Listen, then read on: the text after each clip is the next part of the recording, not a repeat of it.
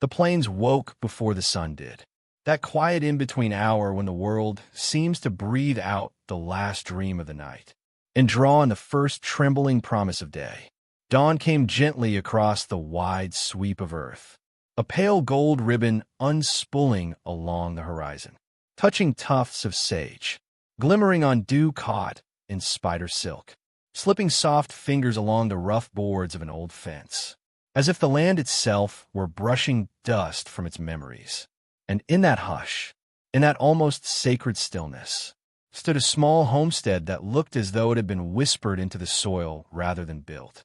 A single cabin, a small barn with an aging roof, a well, and a shape moving slowly in the half-light. Elias Rowan, a quiet man of quiet choices, a man who wore his sorrow the way some men wore a coat, not proudly, but faithfully, as if he owed it something. He moved with the hush of someone who had learned to live gently, boots soft against the morning earth, hands steady, breath even, like he had made an agreement with the silence here. And the silence trusted him to keep it. Beside him, a little girl with dark hair pulled into a loose braid rubbed sleep from her eyes and tried to match her father's stride. May Rowan, small, curious, with a gaze too wise for 8 summers.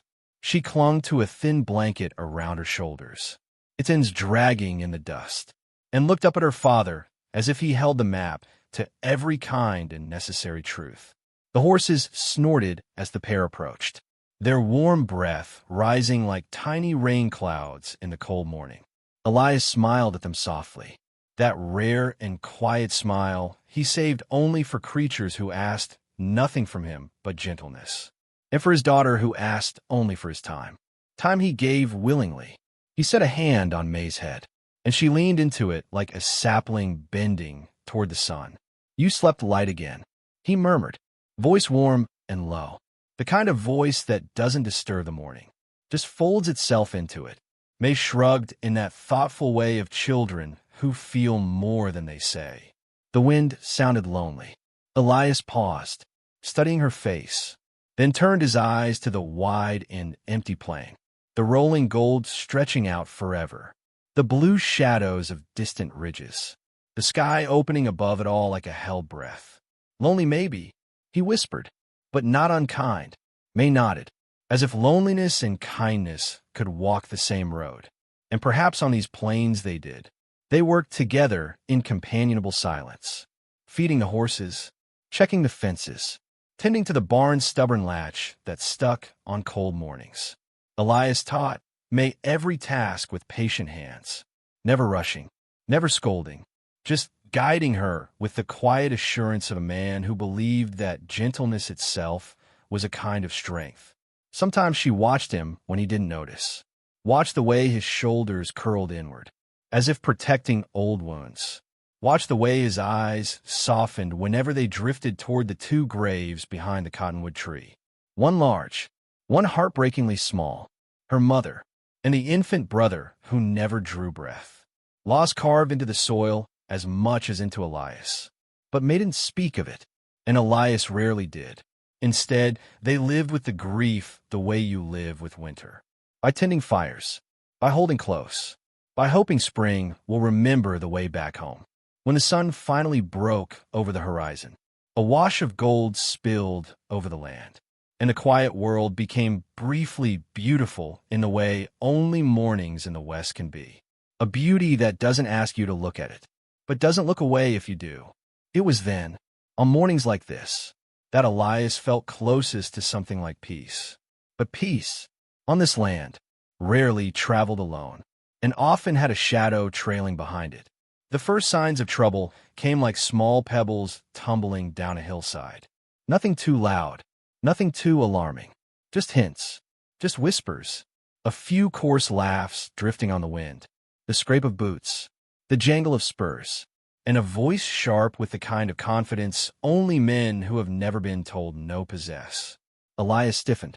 May felt his body change, and her hand gripped his softly.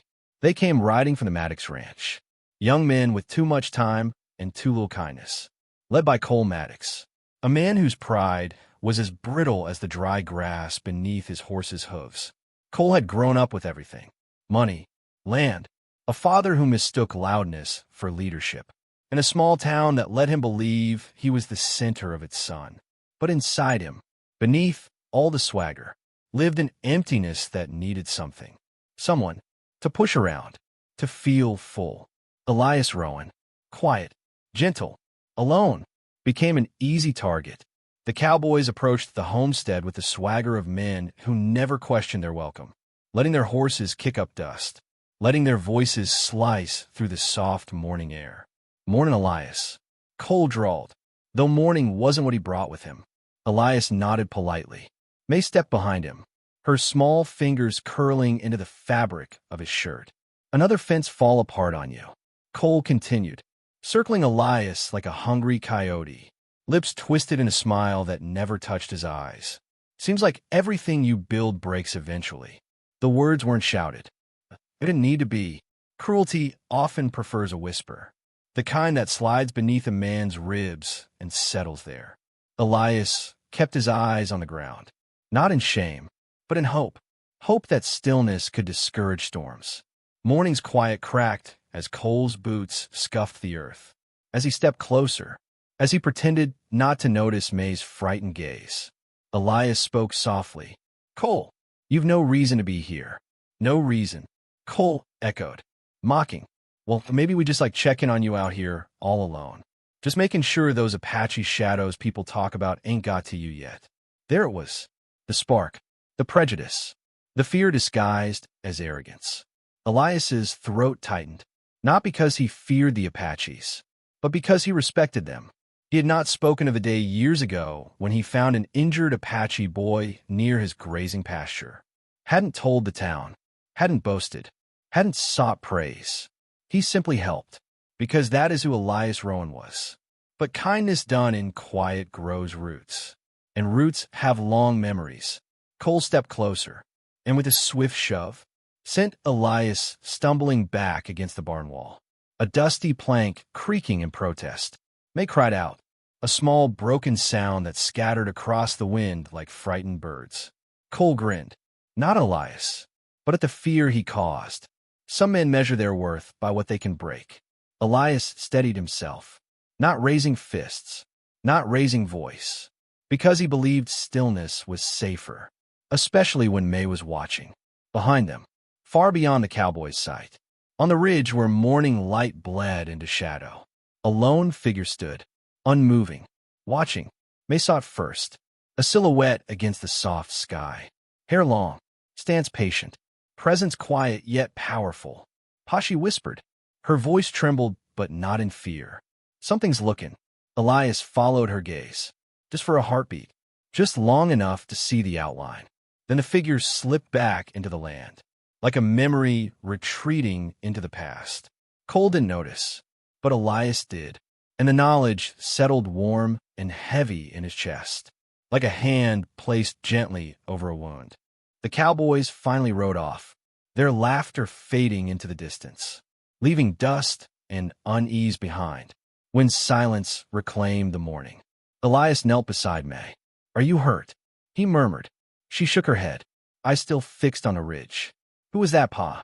Elias didn't answer at first, because the truth felt like something sacred, something not to be spoken lightly, something not yet ready to be understood.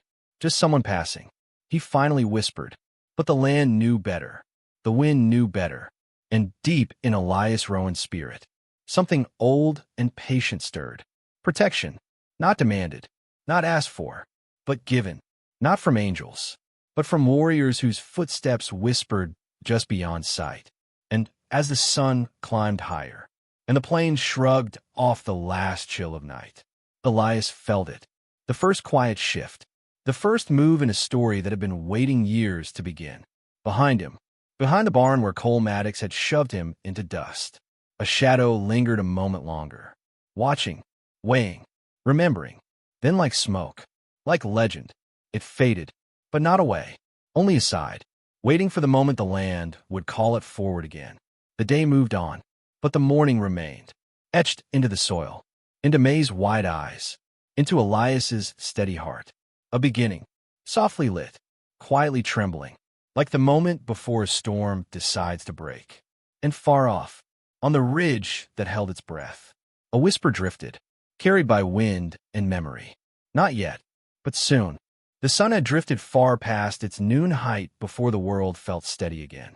Before May stopped glancing over her shoulder.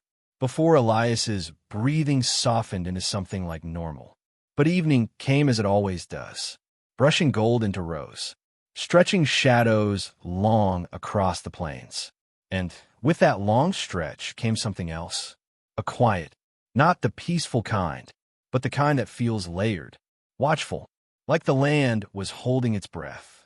Elias felt it first, that subtle change in the wind, a shift that was small, but ancient, a shift that came before rain, before snow, before something important. He said nothing, just placed a hand on May's small back and guided her toward the cabin, their shadows walking ahead of them, long and thin like brush strokes on sand. They ate a simple supper, beans, bread, small pieces of dried apple. May leaned her head against Elias's arm, her voice soft. "Pa, do they come back?" Elias swallowed slowly. The question not meant for words, but for reassurance. And reassurance was a fragile thing tonight. "They might," he admitted, "but we will be all right." May nodded, trusting him in the way only a child can, because she believed her father was carved of something quiet but unbreakable. The fire burned low, the last coals glowing like small red heartbeats, when a sound drifted through the open window. Soft, gentle, unexpected, a bird's call, but not quite. The rhythm old, the notes spaced like footsteps in dust.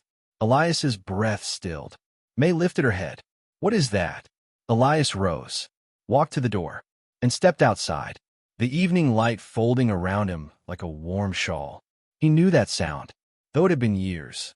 He knew it the way a man knows a kindness he once offered without expecting anything in return. And there, halfway between dusk and deeper dark, stood 3 Apache figures, silent and unmoving, their presence not aggressive, not demanding, simply there. The tallest among them stepped forward. Nahi, a man whose age was impossible to guess. Not young, not old, carved from sunlight and wind, with eyes that held entire stories without ever needing to speak them. Elias felt his heartbeat rise to his throat, memories stirring like dust after a rider passes. He remembered the injured boy, barely 12, arrowhead in his shoulder, fear in his eyes, blood matting his long hair. Elias hadn't thought, hadn't hesitated. He had hidden the boy in his barn, brought water, wrapped his wounds, covered the door with hay bales when drunken hunters passed by. His own breath held tight in his chest, hoping kindness could be louder than cruelty. When the boy healed, he vanished, like a dream at sunrise. No one ever came asking. Elias never spoke of it, and the land folded the memory gently into its soil. But the land, and its people, did not forget. Now Nahi looked at Elias, and Elias looked back, and something old, something sacred, passed silently between them. Nahi dipped his head, a gesture not of greeting, but of respect, the kind given to a man who once carried another's life in his hands without boasting or reward. Elias felt heat rise behind his eyes. Then May stepped around his legs, her small presence brave in its innocence. She stared, wide-eyed, not afraid, just curious. Nahi's expression softened, just barely, a shift small enough to be missed by anyone not watching closely. He spoke gently, words shaped by a language older than the fences and roads that would one day cut these lands into pieces. "You kept a child of our blood safe. Elias Rowan." The words drifted like smoke. Quiet, steady. Elias swallowed. "I only did what any man should." Nahi's gaze held him. "No," he murmured. "Not any man. Only a good one." Elias lowered his head, a humility born not of weakness, but of knowing the world often punished quiet kindness, often overlooked it, often mocked it. Nahi gestured lightly, and the other 2 Apaches moved, not approaching, not threatening, just stepping into the dimming light where they could be seen. One was a young man, the other a woman with feathers braided into her hair. both watching Elias and May with calm eyes. May tugged at her father's sleeve. Pa, did they come to help us? Elias knelt, placing a gentle hand on her cheek. I think, he said softly, that they came because the world remembers kindness even when people forget. Nahi's eyes warmed, like banked fires stirred by wind. He stepped closer, not invading, not demanding space, just entering it with the grace of someone who understands the land and the souls upon it. The Cowboys, he said, voice low as distant thunder, have forgotten respect, have forgotten fear, and forgotten that silence is not the same as weakness. Elias lifted his gaze. I don't want trouble. Trouble comes whether a man wants it or not. Nay, he replied, but a man can choose whether he meets it alone. The words settled deep, like seeds falling into dark earth, waiting for some storm or sunburst to coax them awake. Behind Nahi, the horizon glowed faintly, stars emerging one by one, like someone sprinkling light across a dark cloth. The young Apache man stepped forward, quiet, careful, and with both hands he set down a small bundle at Elias's feet. Not a gift, not a warning, something in between, a gesture that spoke in its own language. Inside the bundle, Elias later found a braided cord, a carved cedar piece, a feather of a hawk, objects that held meaning he only partially understood, but felt deeply. You are not alone. Nay, he said, and those words, those 4 simple words, felt like a hand pressing gently to a long aching wound. Elias closed his eyes, just for a moment, because the emotion swept through him like a summer storm. Soft rain, warm wind, lightning that stayed in the heart instead of the sky. They stayed a while longer. The Apache trio, standing among the quiet hum of evening insects, the deepening gold, the distant call of an owl rising into dusk. May approached the woman cautiously, as children do, with pure hearts unshaped by prejudice. The woman crouched, offering a small, smooth stone. May took it reverently, eyes shining, as if she'd been handed the moon. Elias watched the exchange, and something inside him steadied, like a beam settling into its rightful place. Peace, of a different kind than mourning. Peace that came not from solitude, but from shared ground. When the Apache finally turned to leave, they did so without ceremony, without farewell, just slipping back into the great wide plain, their silhouettes merging with earth and sky. Elias stood long after they vanished, the bundle in his hands, May leaning against his side, her head resting on his ribs. Pa, she whispered, they're nice. Elias smiled softly, a smile that carried gratitude he didn't know how to speak. Yes, he murmured, and strong. The stars brightened. The night dropped its cool veil across the world, and Elias felt for the first time in a long while that maybe, just maybe, he and his daughter were part of something larger, something protective, something that moved quietly, like wind behind tall grass. But peace rarely walks alone. Word spread through the town by morning. Whispers of Apache tracks near the Rowan homestead. Voices dipped in gossip, in fear, in the thrill of imagining danger from a distance.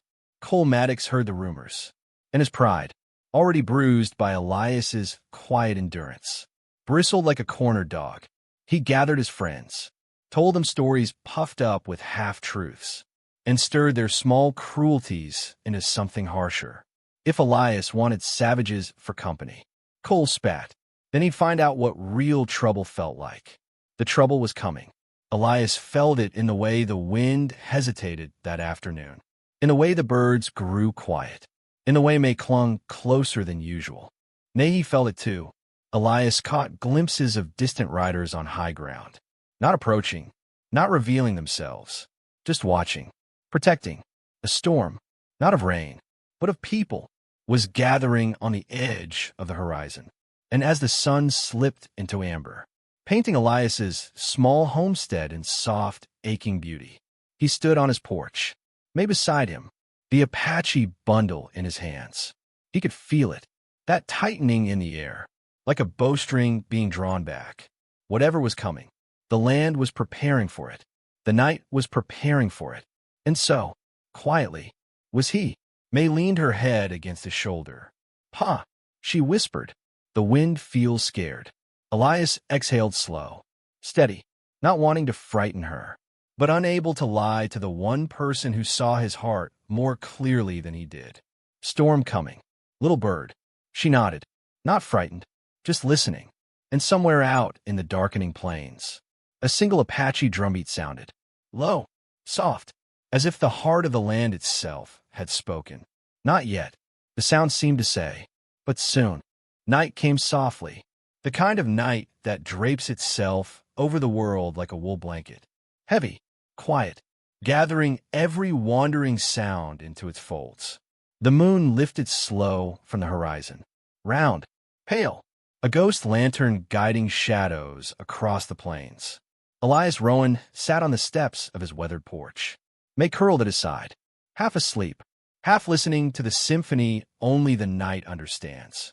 The low hum of insects, the whisper of wind brushing tall grass, the distant soft hoot of an owl marking time. Trouble waited somewhere in that darkness. But for a moment, for a breath, peace held them close. Elias' thoughts drifted the way smoke does, not in straight lines, but in wandering curls. He thought of the Apache visitors, their calm confidence, their quiet way of moving through the world as if they were part of it, not standing on it. He thought of Nahi, the way his eyes held storms and wisdom in the same breath, the way his voice carried the weight of long memory, the way he had looked at Elias, not as a weak man, not as a man beaten down by life, but as someone worthy of standing beside. Elias didn't feel worthy. Not yet, but something inside him had shifted, a small stirring, a seed waiting for its first drink of rain. May stirred, lifting sleepy eyes toward him. Pa, why do they help us? Elias smoothed her hair gently. Because, little bird, sometimes kindness circles back. Sometimes people remember the quiet things we do even when the world does not. May yawned, and her hand found his, as if drawn by instinct, by love. The moon rose higher, its light silvering the barn, the fences, the cottonwood tree that whispered softly in the breeze. And then, as if summoned by the moon itself, shapes began to emerge from the distant ridge, silent, steady, woven from shadow and starlight.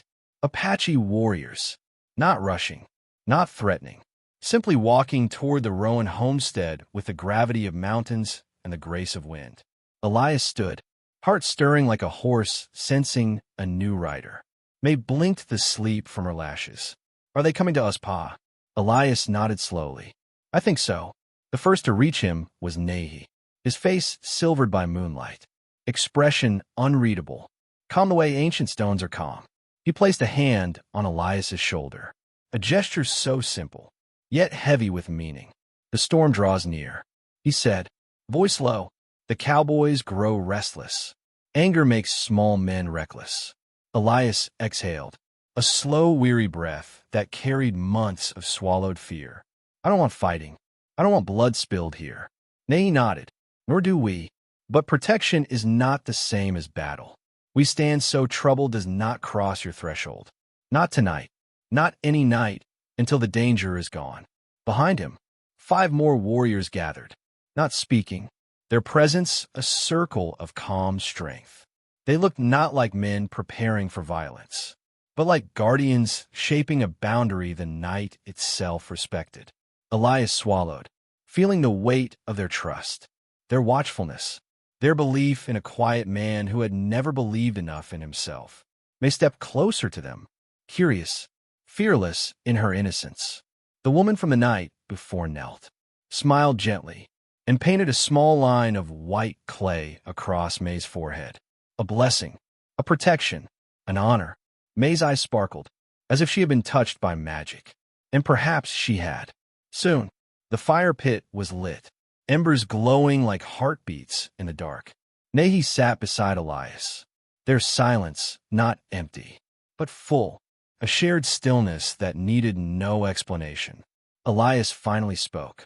Why do you trust me so? Why come for us again? Nahi looked toward the moon, its reflection like a silver arrow on his cheek. When a man shows mercy, He invites mercy into the world, and the world remembers. Even when people forget, we protect what the land asks us to protect. Elias felt something tighten in his throat, a knot of grief, gratitude, and a strange new strength blooming like a late-season flower.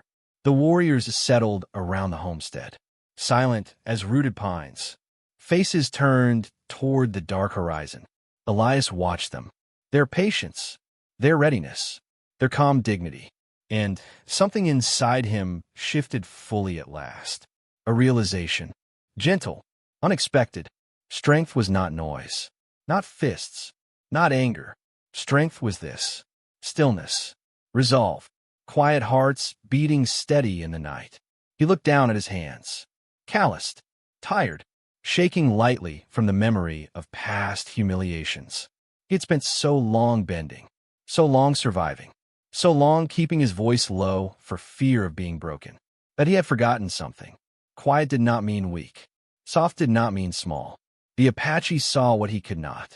They saw the strength in his gentleness, the courage in his kindness. The fire banked beneath years of dust, and slowly, like dawn creeping across the plains, Elias began to see it too.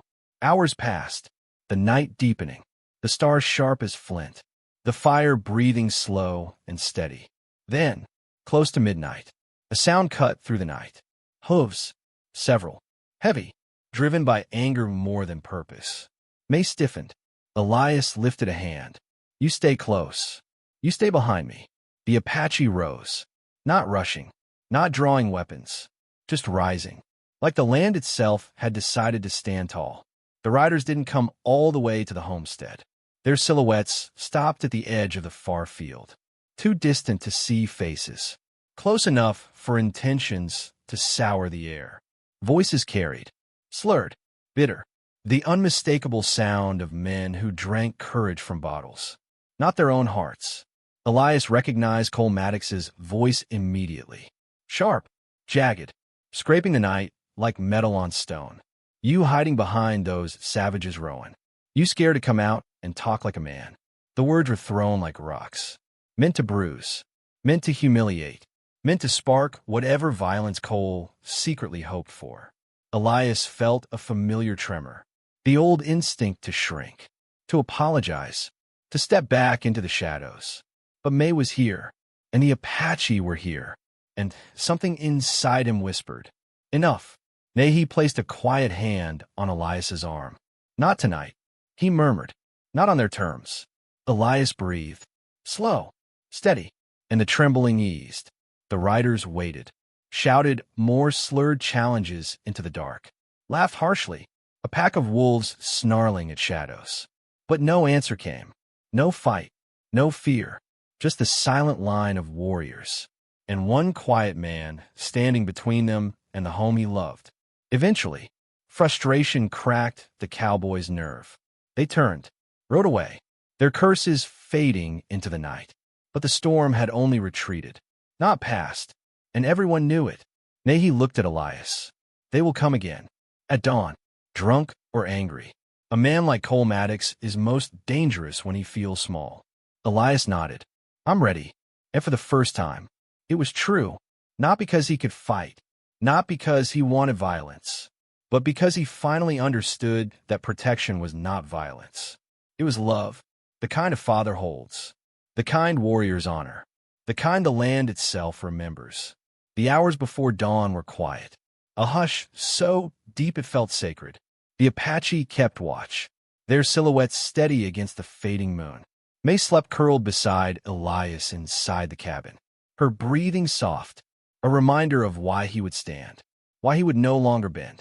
Elias barely closed his eyes, not in fear, but in readiness, a calm settling over him like warm ash, like acceptance, like a man reclaiming something lost long ago. He stepped outside just as the horizon began to lighten, the first pale threads of dawn stitching themselves into the sky. Nahi joined him, side by side. Two men, different worlds, same resolve. The plains held their breath, waiting. Elias placed a hand over his heart, not to steady it, but to acknowledge it, the quiet courage finally waking inside. Whatever came next, whatever storm broke over them, he would not face it alone, and he would not face it afraid. The land had remembered his kindness, and now it would return it. And far off, carried by the wind, came the first distant echo of hooves. The storm was coming, rising, gathering itself into fury. But Elias Rowan stood steady, gentle, unshakable, a quiet man, no longer bending. Soon, everything would change. Get off my porch. Right now. That's what my mother said, loud enough for the neighbors watering their lawns to hear, loud enough for Mrs. Patterson's dog to stop barking mid-yap, and loud enough to make the wind itself pause as if unsure how to move around the sharpness of her voice. For a moment all I did was blink. Not because I was confused. Believe me, I understood exactly what she meant. But because the calm inside me was so steady it almost frightened even me. My hands weren't shaking. My pulse wasn't racing. I felt anchored. Almost too anchored. As if her words didn't push me off the porch but planted me deeper into the wooden boards beneath my feet. A strange reaction considering the humiliation she just tossed at me like scraps from a table. I lifted my eyes at her slowly, the way you do when you're deciding whether someone is worth the breath of one more argument. And even as the neighbor's curtains twitched with curiosity, even as embarrassment tried to creep up my spine, something else settled inside me, a certainty I hadn't felt in years. Because she didn't know what was in my coat pocket.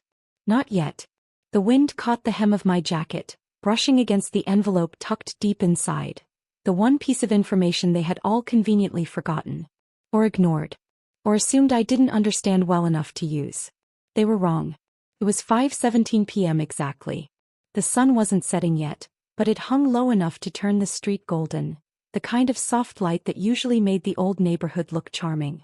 Today it just made everything appear sharper, exposing the cracks in the driveway, the peeling paint on the porch rail, the tension tightening the corners of my mother's mouth. I smelled fresh-cut grass from the Hendersons' yard and the faint scent of gasoline from someone's mower still cooling down. The world felt annoyingly normal while mine was being shoved inside out. My mother shifted her weight, arms crossed too tightly across her chest, jaw set like she'd been rehearsing this moment. Behind her, half hidden by the doorway, my sister clutched my old bedroom key on a bright pink keychain that said Princess. She used to hate that keychain.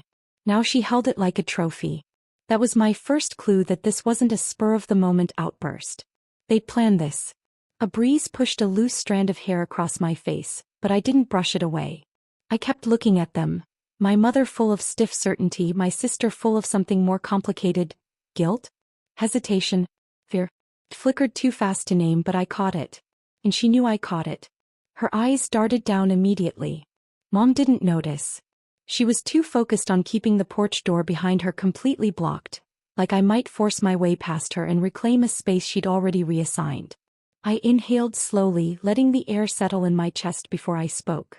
Is this really how you want to do this? My voice came out level, almost gentle, which made Mom's mouth tighten even more. She expected shouting. Or crying. Or begging. Something messy and emotional to justify her stance. She wasn't prepared for calm. Her eyes narrowed, scanning my face as if looking for cracks. When she didn't find any, she straightened her shoulders, putting on the expression she used when she wanted people to think she was the victim of someone else's actions. It's for everyone's peace, she said. Your sister needs stability. And you've always been able to land on your feet. You'll manage. There it was, delivered so smoothly as if she'd been practicing it in the mirror. As if this was somehow a kindness. Behind her, my sister took a tiny step forward, then stopped, reconsidered, and stepped back again. Her shoes squeaked slightly on the tile.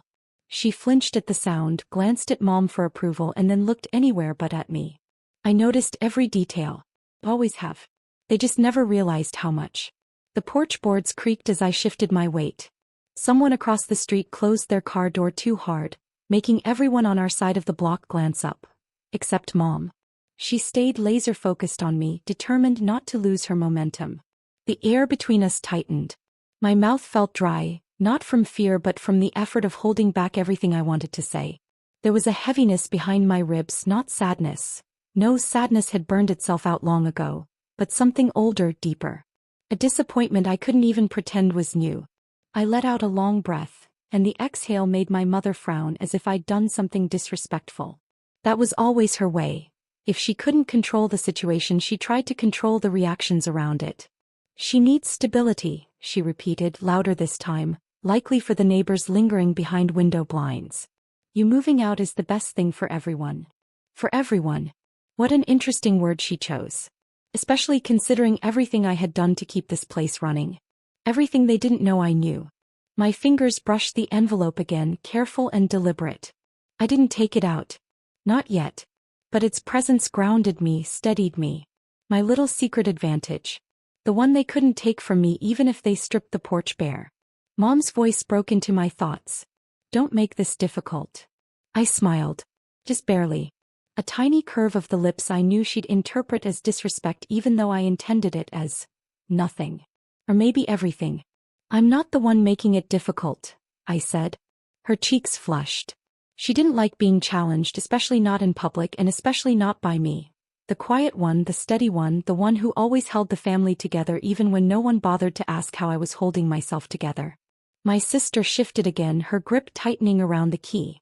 The metal clicked faintly against the plastic. A little sound swallowed almost instantly by the hum of a distant lawnmower. Still it echoed in my chest. You don't have to do this, I added softly, but not for Mom's sake. For hers. My sister opened her mouth, but Mom shot her a look sharp enough to slice. She closed it immediately. That told me everything. I glanced past them into the dim hallway, noticing something I'd missed earlier. 3 trash bags piled near the stairs. My things. Or what was left of them. Stuffed carelessly, some of the bags sagging as if something fragile inside had already cracked. A pair of my old slippers poked out the top of one, the ones my sister gave me 2 Christmases ago before everything shifted. So they hadn't just planned this. They prepared for it. My heart didn't break. It hardened. I'm giving you a chance to leave quietly, Mom said, her chin lifting with false certainty. Let's not turn this into a spectacle. A spectacle. The word hung in the air like smoke.